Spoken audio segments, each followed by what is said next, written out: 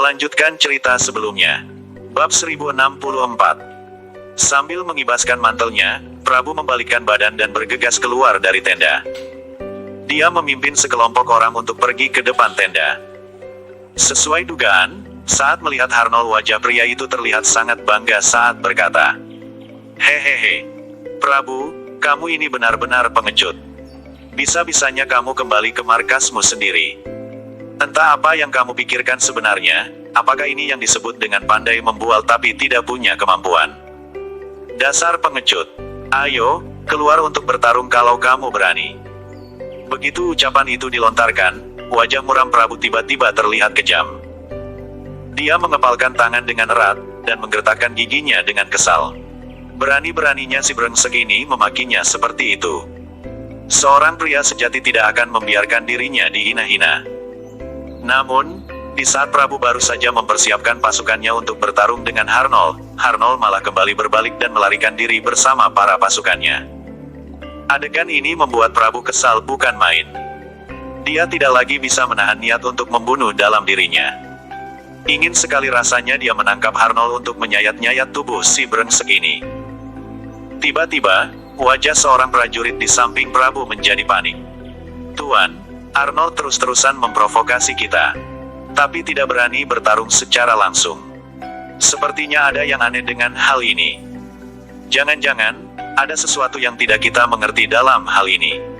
Hanya mendengar beberapa kalimat yang singkat itu, Prabu kembali berpikir keras. Selanjutnya dia berkata dengan nada dingin, "Aku juga merasa sepertinya Harnold sedang merencanakan sesuatu." Prabu menatap kejauhan, di mana Harnold dan para bawahannya melarikan diri. Lalu dia bergumam, "Tapi apa yang sebenarnya yang ingin dilakukannya untuk menghadapi kita?" Prajurit di sisinya juga tampak berpikir keras cukup lama, tetapi dia tetap tidak bisa menebak isi pikiran Harnold. Di saat itu juga, tiba-tiba terjadi sebuah keganjilan, terdengar suara gaduh dari arah belakang tenda militer mereka. Begitu menolehnya, Prabu dan para bawahnya seketika tertegun. Tak disangka ada pasukan yang menyergap mereka dari belakang. Selain itu, kecepatan pasukan itu sangat mengerikan. Mereka juga sama sekali tidak berbelas kasihan. Panah beracun dan meriam ditembakkan secara beruntun membuat para pasukan Prabu berteriak histeris. "Gawat, terjadi masalah besar," seru Prabu. Dia langsung bergegas berlari ke arah belakang. Para pasukan yang dipimpin oleh Prabu bergerak dengan kecepatan tinggi ke arah belakang tenda militer.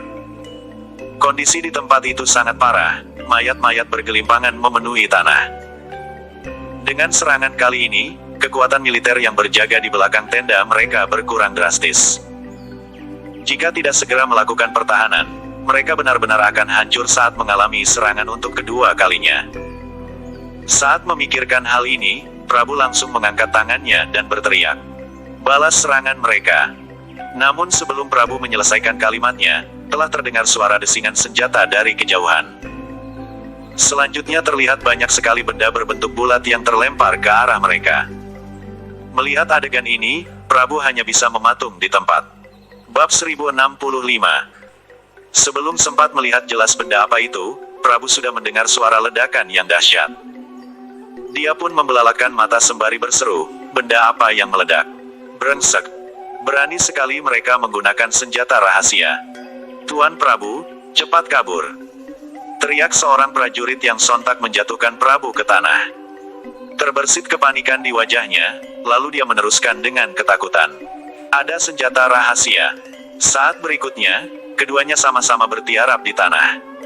Begitu mendengar suara ledakan, gelombang udara yang panas pun menyebar ke sekeliling.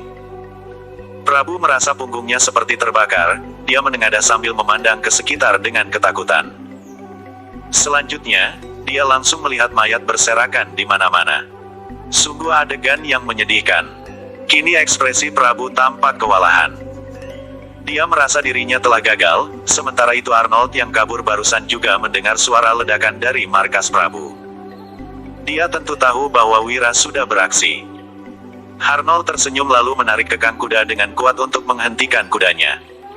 Setelah itu, dia melambaikan tangan pada para prajurit di belakang dan berseru dengan lantang, "Semuanya, serang!"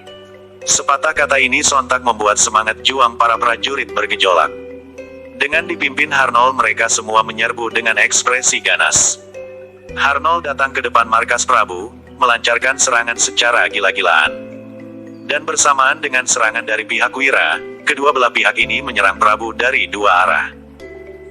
Dengan demikian, pertempuran yang sengit pun dimulai. Terlihat api di mana-mana, bahkan teriakan terus bergema di langit. Seluruh prajurit yang berada di medan perang tampak sangat kacau. Saat ini, Wira, Danu dan Merry sedang berdiri di puncak gunung yang terletak di kejauhan. Mereka tentu menyaksikan semua yang terjadi barusan. Ketika melihat pihak Prabu sudah mulai kalah, Wira segera menatap Merry dan menginstruksikan Merry. Utus beberapa petarung hebat untuk menjajah provinsi Suntra sekarang. Oke.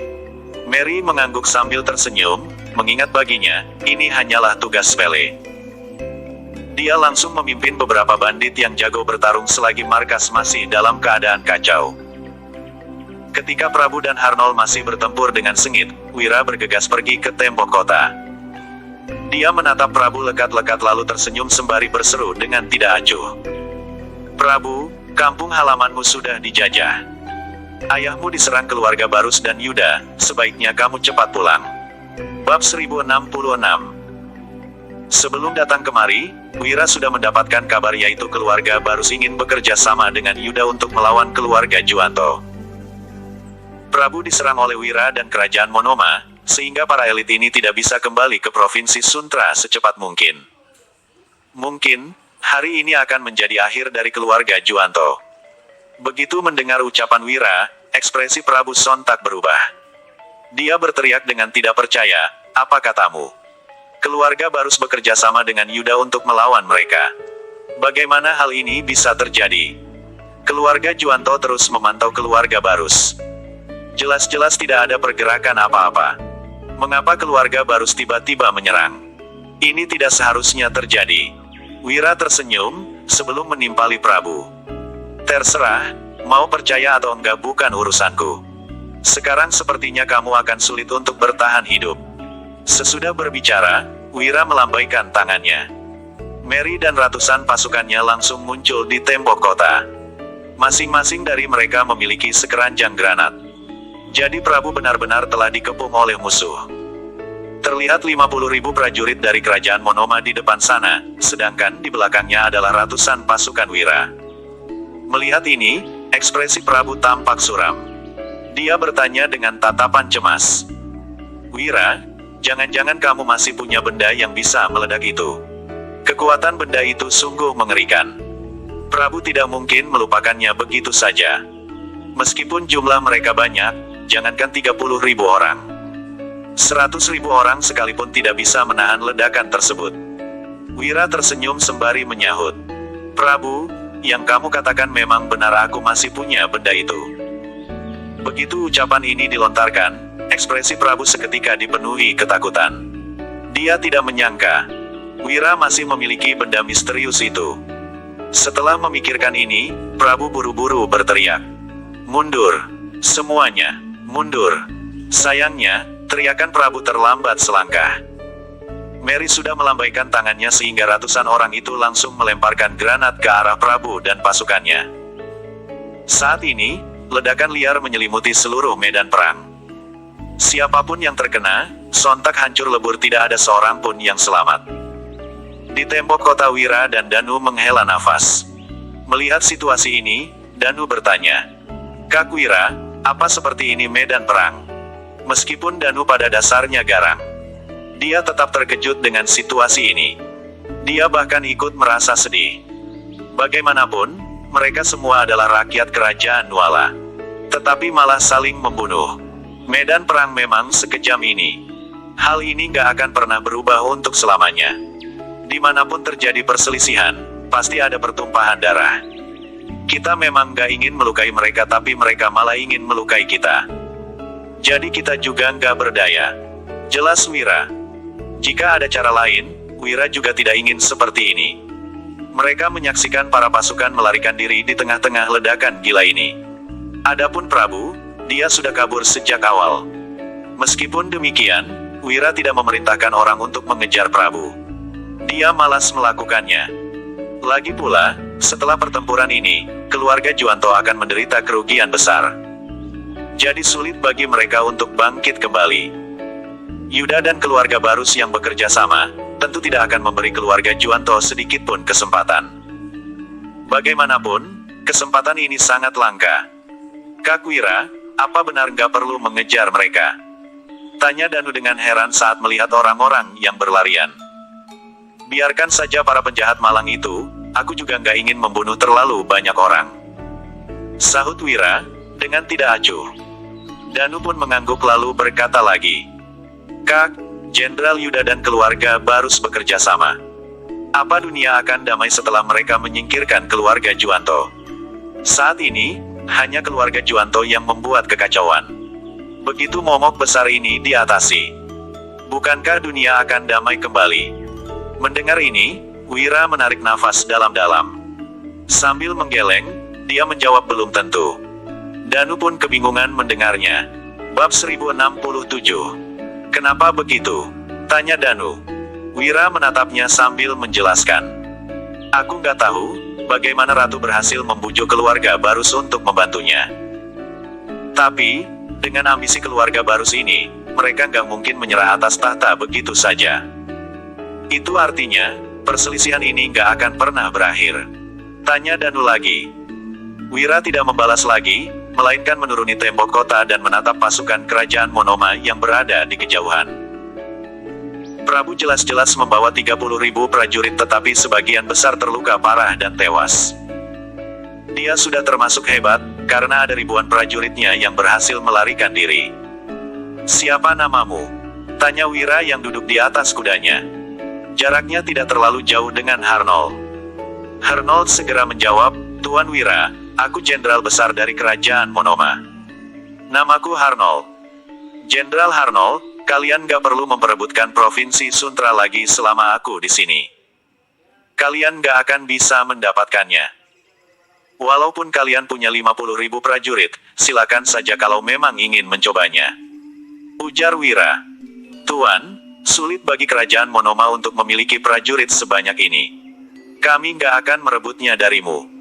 Sahut Harnold. Dia tidak bodoh, dan tahu kalau mereka tidak akan bisa menang. Dengan hanya melemparkan sesuatu yang tidak mereka ketahui, Wira sudah berhasil menyebabkan ledakan dahsyat yang membuat Prabu dan pasukannya kalah telak. Bagaimana mungkin mereka berani melawan lagi? Itu sama saja dengan mencari mati. Kalau begitu, tolong sampaikan kepada Raja Monoma.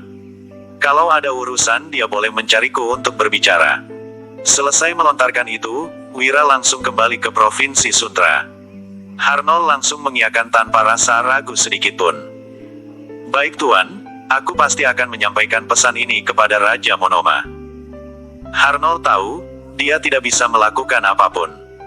Raja Monoma memang telah berpesan padanya untuk menaklukkan provinsi Suntra. Bagaimanapun jumlah prajurit mereka sebanyak 50.000 orang. Mereka pasti berhasil jika bekerja sama dengan Wira. Akan tetapi, tidak ada yang menduga bahwa Wira akan sehebat ini.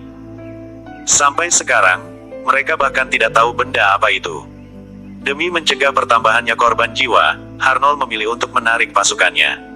Setidaknya dia melindungi nyawa 50.000 pasukannya. Begitu Wira kembali ke provinsi Suntra, Yuda pun berangkat. Pasukan sebanyak 30.000 orang diam-diam berangkat dari ibu kota ke provinsi Hanula. Bukan hanya itu, pasukan keluarga Barus juga sudah mengambil tindakan. Pasukan yang berjumlahkan 50.000 prajurit itu langsung berangkat dari provinsi Jawali. Pada dasarnya, tempat ini adalah hutan liar dan tidak ada yang tinggal di sini. Ditambah lagi penjagaannya yang sangat ketat, sehingga terlindungi dengan baik. Itu sebabnya, tidak ada yang tahu tentang 50.000 prajurit ini. Saat ini mereka pun berangkat dari markas provinsi Jawali menuju ke markas Kumar di provinsi Sebra. Sigra telah menganalisis semua dengan baik. Keluarga Kumar memiliki pasukan yang cukup banyak. Tetapi tidak bisa dibandingkan dengan pasukannya dengan Yuda. 80.000 pasukan mereka sudah cukup untuk melawan Kumar. Kali ini keluarga Juwanto pasti akan binasa. Sementara itu, Kumar tidak tahu apa-apa tentang masalah ini. Apa katamu? Seru Kumar. Yuda memimpin 30.000 pasukan ke Provinsi Hanula. Selain itu, tiba-tiba muncul 50.000 pasukan dari Provinsi Jawali. Mereka sedang menuju ke Provinsi Seberang, jelas bawahannya. Kumar sungguh tercengang mendengarnya. Dia tidak menyangka, situasi akan terjadi seperti ini.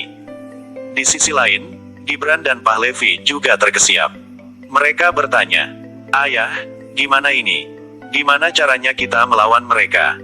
Bab 1068. Mereka berdua tentu takut. Bagaimanapun, pasukan lawan berjumlahkan 80.000 tentara. Lantas bagaimana mereka bisa melawan? Selain itu, mengapa keluarga Barus tiba-tiba bertindak? Apakah mereka bekerja sama dengan Jihan? Apakah Jihan ingin menyerahkan kerajaan Nuala kepada keluarga Barus? Kumar sungguh murka memikirkan semua ini. Hanya saja, dia tidak boleh bersikap ragu-ragu di situasi genting seperti ini. Suruh semua pasukan kembali ke Provinsi Seberang. Meskipun kita hanya punya 40.000 tentara, bukan masalah kalau ingin mempertahankan provinsi ini. Selama kakak kalian pulang tepat waktu, semuanya akan aman, ujar Kumar. Begitu perintah ini diturunkan, 40.000 tentara bergegas kembali ke provinsi. Sebelum Sigra dan Yuda datang, mereka sudah membentuk pertahanan yang sangat kuat. Kumar sudah mempersiapkan semua ini sejak awal. Jadi, jika terjadi hal-hal di luar dugaan, setidaknya dia bisa mempertahankan satu provinsi. Hanya saja dia tidak menduga hari ini akan benar-benar datang. Selain itu, Kumar juga segera mengirimkan surat kepada Prabu untuk meminta bantuannya. Dalam sekejap Sigra dan 50.000 pasukannya telah tiba di perbatasan provinsi dan mendirikan kemah di sana. Begitu juga dengan pasukan Yuda. Ketika melihat pertahanan provinsi Seberang, Yuda cukup terkejut. Dia berucap, "Aku pernah datang ke provinsi ini dulu. Hanya dalam beberapa tahun, pertahanan tempat ini menjadi begitu kuat." Sepertinya Kumar telah membuat persiapan matang. Jika hal terjadi di luar dugaan, setidaknya dia masih bisa mempertahankan satu wilayahnya. Ekspresi Yuda tampak agak masam, dia sungguh tidak menyangka Kumar akan secerdas ini. Apalagi, pertahanan yang dibentuk oleh pasukan Kumar benar-benar sulit untuk diterobos. Sigra juga memahami masalah ini. Dia berkata, keluarga Kumar dan keluarga Barus ternyata sama. Hanya saja, provinsi Seberang pada dasarnya memang kaya dan kuat. Bahkan ada penghalang yang sangat luas. Memang sulit untuk diserang. Ekspresi Sigra tampak murung. Saat ini, Farel yang memakai zirah segera menghampiri dan bertanya, "Ayah, apa ada cara untuk menerobos pertahanan mereka?" Sigra menghela nafas sebelum menjawab. "Sangat sulit. Tembok kota provinsi Seberang sangat kuat. Jadi sulit untuk dihancurkan." Farel menimpali, "Ayah, gimana kalau aku bertanya pada Yuda dulu? Kita lihat dia punya cara atau enggak." Sigra mengangguk mendengarnya. "Oke, pergilah." Farel bergegas membawa puluhan orang ke kemah Yuda. Pada saat yang sama, Arnold telah membawa 50.000 pasukannya kembali ke kerajaan Monoma. Dia langsung pergi ke istana untuk bertemu Taufik dan memberitahu semuanya yang terjadi. Taufik tentu terkejut mendengarnya. "Apa katamu?" Arnold yang tampak agak panik pun menjelaskan, entah dari mana Wira mendapatkan barang yang bisa meledak itu. "Pasukan kita hanya bertarung dengan pasukan Prabu sebelum pertarungan menjadi sengit." Wira sudah. Wira yang hanya membawa seratusan pasukan langsung melemparkan barang itu. Sampai-sampai, 30.000 pasukan Prabu tewas. Hanya beberapa ribu yang selamat dan kabur. Prabu juga kabur.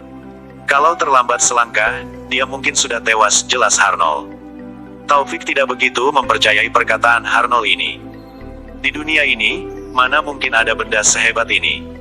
BB 1069. Benar-benar aneh. Namun, beberapa tentara di sekitar juga mengatakan hal yang sama. Sehingga Taufik hanya bisa terduduk di singgasananya dengan kesal.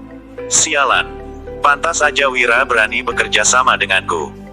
Rupanya dia sejak awal sudah punya cara untuk mengalahkan Prabu.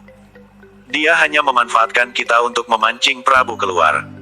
Setelah dia menang dan menguasai kota, kita pun jadi nggak berguna." Maki Taufik. Taufik sungguh tercengang dengan hasil ini. Dia tahu, Wira bukan orang biasa.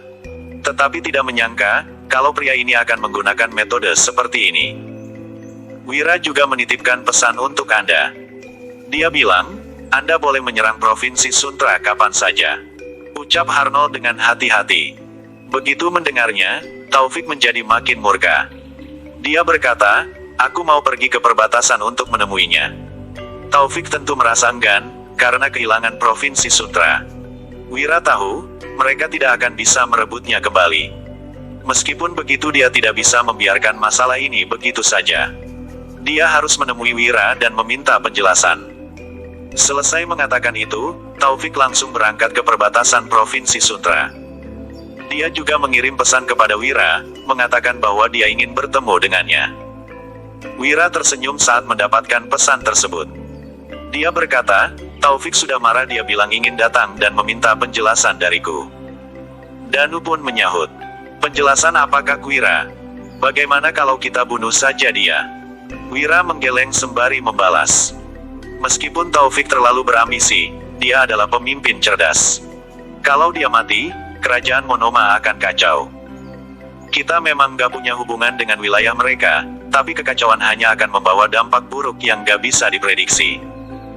Danu kurang memahami perkataan Wira ini. Tetapi, Wira tahu betul apa yang dikatakannya. Dia sudah melihat banyak kejadian seperti ini di masanya. Peperangan yang terjadi, selalu melibatkan negara lain yang awalnya tidak punya hubungan apapun. Semua ini dilakukannya hanya demi sumber daya ataupun mitra kerjasama.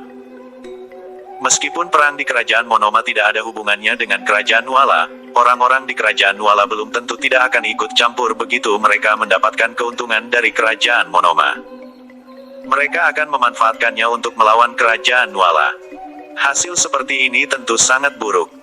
Contoh saja keluarga Juanto.